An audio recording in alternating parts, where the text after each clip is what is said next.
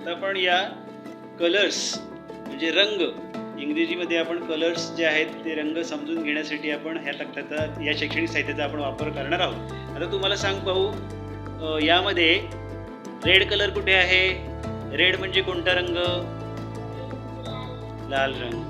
त्यानंतर orange, orange कुठे आहे? छान. ऑरेंज रंगाचं कोणतं फळ असतं? ऑरेंज म्हणजे कोणतं, आपण मराठीमध्ये काय म्हणतो त्याला? संत्री. Good good. त्यानंतर ग्रीन, ग्रीन कलर कुठे दाखव?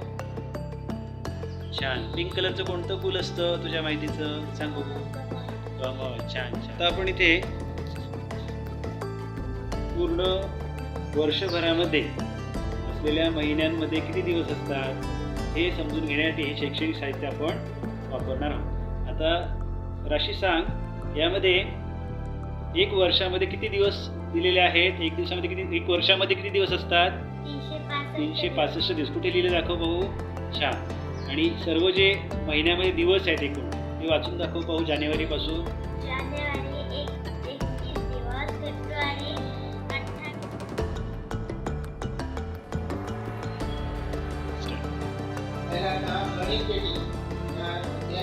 वापर कसा करायचा हे शिकायचं आहे.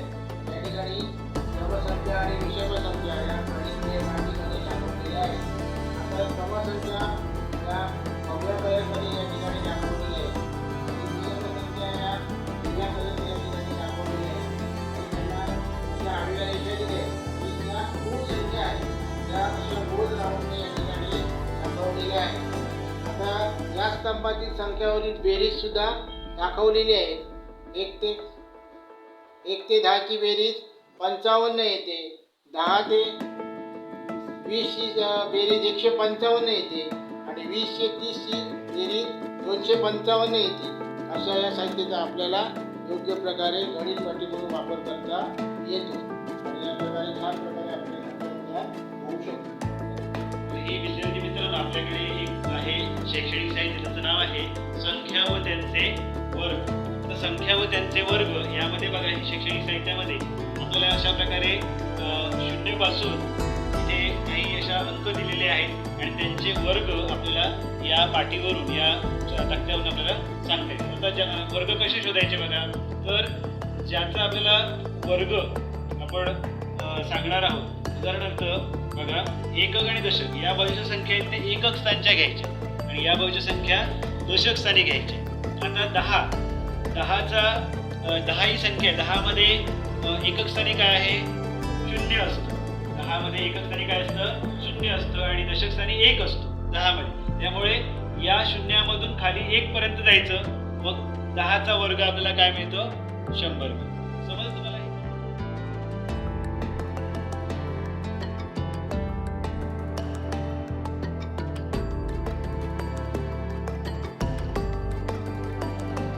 घेऊया.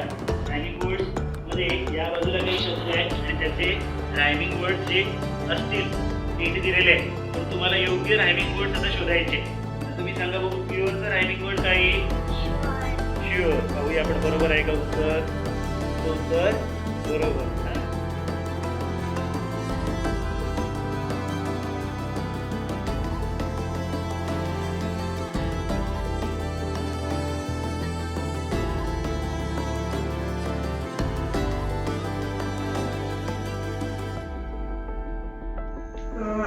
आता आपण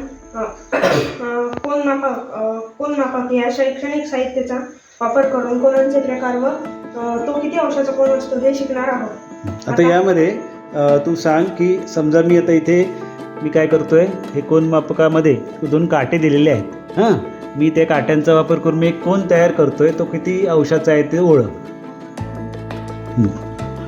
तू आज बाजूला. हां, आता हा किती अंशाचा कोन आहे? 60 अंशाचा. कसं मोजलंस दाखव बघू. 0, 10, 20, 30, 40, 50 आणि 60. हां, म्हणजे हा किती अंशाचा कोन आहे? 60